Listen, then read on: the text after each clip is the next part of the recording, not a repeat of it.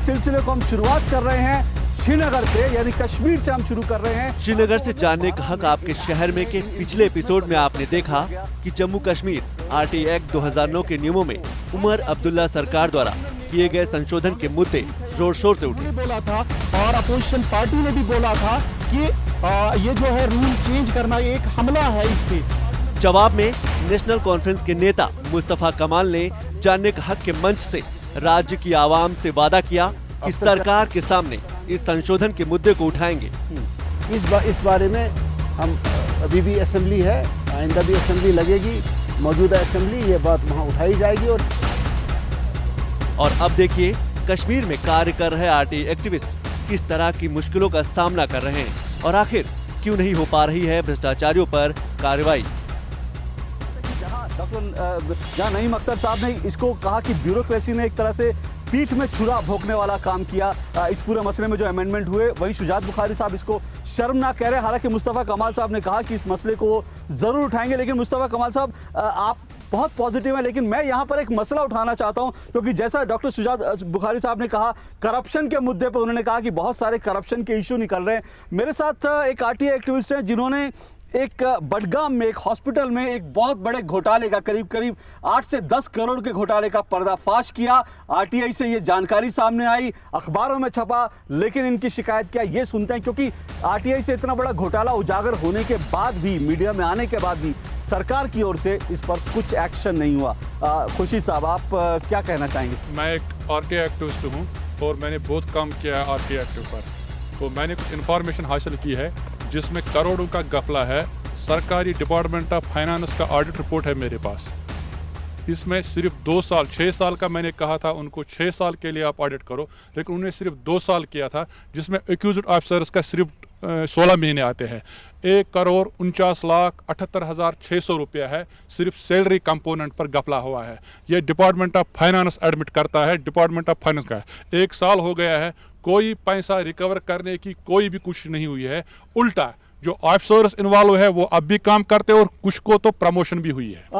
आपने इस मामले में आपने इस मामले में क्या पुलिस में FIR दर्ज कराने की कोशिश की? मैं SHO ब्यूरो के पास गया, एक ऐसा ही एक मैंने डिटेक्ट किया था केस, फोर्ज्ड सिग्नेचर से चेक से गवर्नमेंट अकाउंट से पैसे निकाले गए थे। मैं SHO ब्यूरो के पास गया, एप्लीकेशन दिया, बोला ये बहुत बड़ा मामला है, मैं इसमें ऐसे FIR नहीं लगाऊंगा। मैं SDPO मागाम के पास गया, उन्होंने टोटल इनकार कर दिया। मैं SP बडगाम के पास गया, उन्होंने टोटल इनकार कर दिया। मैं सीधे बडगाम कोर्ट में गया, वहाँ मैंने एक ऑर्डर भी लिया है जो मैंने शुरू किया है, ऑर्डर मेरे पास मौजूद है जो मैंने शुरू किया SHO ब्यूरो को। अभी तक कोई FIR दर्ज नहीं हुआ। जी मुस्तफा कमाल साहब, आप पॉजिटिव हैं, आपके युवा मुख्यमंत्री वो बहुत पॉजिटिव हैं, लेकिन इतना बड़ा घोटाला सामने आया, मीडिया में आया, लेकिन सरकार को इस पर एक्शन लेना था। जनता का पैसा है, जनता को वापस मिलना चाहिए, वैसा कुछ हुआ नहीं, एक्शन नहीं हुआ। देखिए, जहाँ तक जमहूरियत है, डेमोक्रेसी में चेक्स एंड बैलेंसेस अपनी जगह हैं। जो भी धनराशि यहाँ खर्चाई जाती है उसको जगह जाए तो डिपार्टमेंट में भी उसकी चेकिंग होती है, गवर्नमेंट भी किसी लेवल पे उसकी चेकिंग करती है, और बिलाखिर जो सेंटर में कंट्रोलर एंड ऑडिटर जनरल के पास जाती है वो बाज़ाब्ता तौर बाल की खाल उतारती है और फिर वो रिपोर्ट दे देती है। एक चेक्स एंड बैलेंसेस का सिस्टम है। अब शिकायत की बात आई, अब शिकायत जो वज़ीर आला है उन्होंने भी ग्रीवेंस सेल खोल रखा है। जिस डिपार्टमेंट के बारे में इन्होंने जिक्र किया, फाइनेंस की डिपार्टमेंट है, कोई इनको रोक नहीं सकता था। ये उस फाइनेंस मिनिस्टर के साथ, एक सेकंड, मैं कह रहा हूँ गए या नहीं गए, लेकिन एक रास्ता ये है, क्योंकि आप सरकार को और जनता को और जमहूरियत को मदद कर रहे हैं। ये घोटालों की निशानदेही करने से आपका वो चेक एंड बैलेंस सिस्टम में एक मद का एक इजाफा हुआ है। अब जनता भी इंटरेस्टेड है कि जहाँ जहाँ गलतियाँ हों उनकी निशानदेही की। लेकिन मेरी गुजारिश यही होगी, इसका सदभाव भी है उस महकमे के साथ जिस महकमे में ये हुआ है। 1.25 करोड़ का जो आप स्कैंडल की बात कर रहे हैं, मेरी गुजारिश यही रहेगी उस डिपार्टमेंट से भी उठाइए, और जहाँ तक मुमकिन हो सकेगा अपनी जो आपकी संस्था बनी हुई है, एक एसोसिएशन बनी हुई है, इसके तहत भी आप एक रेजोल्यूशन पास कर लीजिए। रेजोल्यूशन पास करके और भेज दीजिए उस वज़ीर को भी, और अगर आप मुनासिब समझें हमें भी भेज दीजिए। हम भी कोशिश करेंगे कि जहाँ जहाँ ये घोटाले हुए हैं उनका होना चाहिए। अभी आप एक रियासत के साबिका वज़ीर आला का हाल देखेंगे, कितने सालों के बाद वो पार्लियामेंट में भी पहुँचे, केंद्र में वज़ीर भी बने उसके बाद, लेकिन बिलाखिर कानून के हाथ लंबे होते हैं, कानून ने पकड़ा उसको। ये बात नहीं है कि किसी ने आपकी बात सुनी नहीं, कानून अपना काम कर रहा है। शुजात बुखारी साहब, आप तो अखबार के एडिटर हैं, ट्रैक रिकॉर्ड अगर मैं कहूँ सरकार का पूछूं आपसे इस मसले पर, क्योंकि ये अकेला मसला नहीं है, खुद हम दिल्ली के अखबारों में भी पढ़ते हैं, बहुत सारे जो करप्शन केसेस है यहाँ से निकल रहे हैं, उस पर ट्रैक रिकॉर्ड क्या होता है? क्योंकि युवा मुख्यमंत्री है, देश उनसे बहुत उम्मीद करता है उमर अब्दुल्ला साहब से कि वो करप्शन के मसले पर कुछ ना कुछ बढ़िया करेंगे। सबसे पहला जो बयान उन्होंने दिया चीफ मिनिस्टर बनने के बाद वो यही था कि उन्होंने कहा था कि करप्शन को ख़त्म करना मेरी प्रायोरिटी है।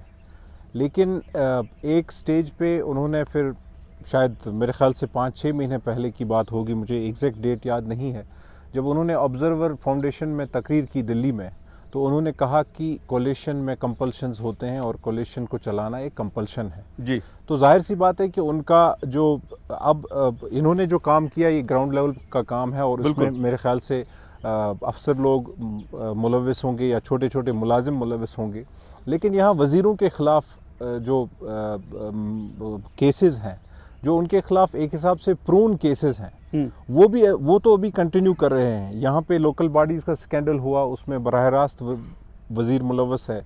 यहाँ स्पूरियस ड्रग्स का स्कैम चल रहा है, यहाँ फॉरेस्ट डिपार्टमेंट में स्कैम्स हुए, यहाँ पीएचई और इरिगेशन में सबसे बड़ा घोटाला हुआ। तो जब जाहिर सी बात है कि हम नहीं कहते हैं कि आप पटवारी को ना पकड़ें, आप स्टोर कीपर को ना पकड़ें, आप किसी दूसरे मुलाजिम को ना पकड़ें, उनको भी बेशक पकड़ें, क्योंकि वो ऐसे पुर्जे हैं जहाँ से करप्शन का जो सीढ़ी जो है वो वहाँ से शुरू हो जाती है। लेकिन जब तक आप सोसाइटी में एक ऐसा मैसेज भेजने की कोशिश नहीं करेंगे, जब आप मिनिस्टर को नहीं पकड़ेंगे, जब आप बड़े ब्यूरोक्रेट पे हाथ डालने से कतरा रहे हैं, तो आप कैसे लोगों को कन्विंस करेंगे कि आप करप्शन के खिलाफ जो आपकी जंग है, बिल्कुल वो जंग उसमें आप कामयाब हो जाएंगे। बिल्कुल, आप यहाँ पर उमर अब्दुल्ला साहब की सरकार नहीं करे जो शुजात साहब, I will not go into the blame game, जो उन्होंने कहा वो तो बिल्कुल वाकई, लेकिन एक बुनियादी सवाल कि यहाँ अभी वो कल्चर ऑफ प्रोबिटी नहीं डेवलप हो रहा है जम्मू कश्मीर जी। शायद उसको इस निगाह से देख रहे हैं कि अगर जम्मू कश्मीर का कोई मिनिस्टर किसी करप्शन केस में फंस गया तो शायद हिंदुस्तान का दावा इस रियासत पे कमज़ोर हो जाएगा। जी जी। वो उसी आड़ में शरण ले रहे हैं कि हम तो मुल्क की खिदमत में गए हैं और हमें कौन भेज सकता है। नहीं तो ये जो कोलिशन का धर्म है, जो चीफ मिनिस्टर साहब ने कहा कि ये कंपल्शन है, सबसे लूज कोलिशन जो आपके रहे हैं वो तो दिल्ली में रहे हैं जी। इतनी पार्टियां साथ साथ हैं, लेकिन फिर भी इंस्टीट्यूशंस इतने ज़बरदस्त वाइब्रेंट हैं, और ये सभी जो स्कैंडल आज आप देख रहे हैं, चाहे 2G का, कोल का, ये सब RTI के माध्यम से निकले। बिल्कुल, हाँ। और वहाँ जो इंस्टीट्यूशंस ने डिफरेंटली इसमें रेस्पॉन्ड किया। अच्छा। यहाँ अभी हमारे इंस्टीट्यूशंस, अब यही लीजिए आप, ये जो RTI का चीफ इंफॉर्मेशन कमिश्नर है, इसको हम अपनाते नहीं हैं इस इदारे को कि यह भी स्टेट का एक इदारा। We have converted him into an adversary, क्योंकि उसने किसी अफसर को बुलाया, इसलिए इसका पता ही काट दो, इसका कानून ही खत्म करो, इसकी ताकत ही ले लो जी। चाहिए तो ये था that the government would have own this and given it the due जो इसको इख्तियारात है। मुस्तफा कमाल साहब, आप इस पर रिएक्ट करें, क्योंकि ये बहुत गंभीर आरोप आपकी सरकार पर है करप्शन के मामले में। कम से कम ये समझना कि करप्शन सरकार में ही है, समाज में नहीं है, सब जगह है दीदी। मैं तो मेरा मानना है ये करप्शन समाज की बीमारी है जी। और जम्मू कश्मीर में जो वक्त पर पॉलिटिकल इंस्टेबिलिटी आई जी, वो भी एक वजह है। ये करप्शन का जो ये एक मॉन्स्टर है, वो उसने जड़ें जमाई है यहाँ जी। ये कहना भी गलत नहीं होगा कि corruption has become a way of life, not only here जी। इससे बड़ी बड़ी चीज़ें आपने दिल्ली से सुनी होंगी, कहाँ से नहीं सुनी। Entire society from top to bottom किसी न किसी तरीके से कम या ज़्यादा नहीं, लेकिन यहाँ पे ऊंचाई पे जो लोग शिखर पे बैठे हैं, मानता हूँ एक्शन नहीं हो रहा, ये शिकायत आती है। मानता हूँ। फिर वजीर आला का ठीक है, जॉइंट रिस्पॉन्सिबिलिटी, अगर सब अपना अपना काम ठीक ढंग से करें वज़ीर आला पे बात नहीं आएगी, लेकिन अगर चीज़ ख़राब होगी तो उसी पे आती है, कुदरती बात है, हेड ऑफ द गवर्नमेंट। और अगर कोई अच्छी चीज़ होती है तो उसी की जय जयकार होती है जी। लेकिन इसमें वक्त आ गया है, ये अब उस हद तक पहुंची है कि अगर ये करप्शन इससे आगे बढ़ जाती है तो सारे समाज को डुबोएगी। और ये जो आप ये दर्शक यहाँ बैठे हुए हैं, इनने भी ये बेड़ा उठा रखा है, बिल्कुल। हम में भी, सिविल सोसाइटी में भी इन बेड़ा उठा रखा है, एडमिनिस्ट्रेशन में भी ऐसे लोग हैं जो सिर्फ तनख्वाह पे गुजारा करते हैं। सारी एडमिनिस्ट्रेशन करप्ट नहीं है, बिल्कुल ठीक बात है। ये चंद लोग जो हैं सारे एक मेंढक सारे तालाब को गंदा करते हैं। ऐसे मेंढकों को पकड़िए, तालाब से बाहर किए, ये आरटीआई एक्टिविस्ट ऐसे मेंढकों को पकड़ने के लिए वही मैं कह रहा हूँ कि सरकार और आपके माबैन सिविल सोसाइटी के बीच एक कंटिन्यूअस प्रोसेस ऑफ डायलॉग का आमने सामने होना चाहिए।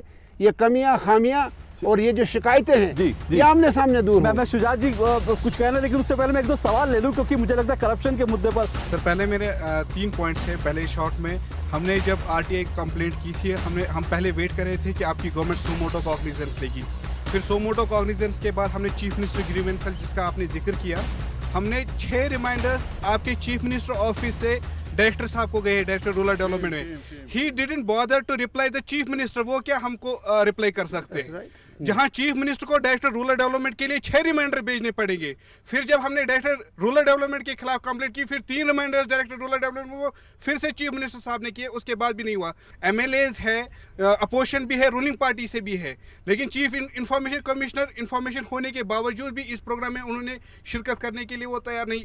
इससे बड़ी नॉन सीरियसनेस क्या हो सकती है? हम आपको बता दें कि जीआर सूफी साहब, जो कि यहाँ के चीफ इंफॉर्मेशन कमिश्नर हैं, हमने उनको इस कार्यक्रम के लिए निमंत्रण भेजा था और उन्होंने यहाँ पर आने का, शिरकत करने का, कार्यक्रम में शिरकत करने का उन्होंने हमसे वायदा किया था। लेकिन आखिरी दम पर जो है, आखिरी समय पर उन्होंने इस बात से इनकार कर दिया। उन्होंने कहा कि उनकी कोई पर्सनल उनकी एंगेजमेंट है, इस वजह से वो नहीं आ सकते। आरटीआई एक्टिविस्टों को यहाँ ये भी शिकायत रहती है कि जो इंफॉर्मेशन कमिश्नर हैं वो आरटीआई एक्टिविस्टों को फेस नहीं करना चाहते। तो आप इस बारे में कुछ कहेंगे क्या? जी, एक्चुअली हमारे साथी बैठे हुए हैं, वो इस बारे में बात करेंगे। मेरा सवाल है डॉक्टर मुस्तफ़ा कमाल साहब से। आज मुझे बहुत ज़्यादा हैरानगी हो गई जब आपने बताया कि आपको रूल्स जो अमेंड हो गए थे 2012 में, आपको अभी तक पता नहीं है, ठीक है, जबकि आप एक जो है रूलिंग पार्टी के स्पोक्स पर्सन भी हैं और एक बड़े नेता भी हैं। तो और दूसरी बात मैं आपसे ये पूछना चाहूँगा, उमर अब्दुल्ला साहब ने अभी जो दिल्ली में जो 8th कन्वेंशन हुआ था सेंट्रल इंफॉर्मेशन कमीशन का, उसमें उन्होंने बताया था कि पॉलिटिकल पार्टीज़ को जो है ना आरटीआई के एम्बिट में आना चाहिए। मुझे आपसे ये पूछना है कि आपकी जो पॉलिटिकल पार्टी है, ठीक है, उस बारे में उमर अब्दुल्ला का क्या ख्याल है? आरटीआई एक्ट में लाने से हमें कोई एतराज़ नहीं है। अगर कहीं किसी जगह कमी रही है, खामी रही है, या कोई चीज़ हम छुपा रहे हैं, we are prepare to face the court of the people. जी, जब हम वोट लेने जाते हैं, जब हम लोगों से वोट तलब करते हैं, वो तो हम सब चीजें उनके सामने रखते हैं। जी जी जी, हमारी सारी हिस्ट्री उनके पास होती है। पीडीपी फैसला वो करते हैं, ने भी कहा है कि वो आना चाहती है, लेकिन मैं शुजात साहब की पहले जी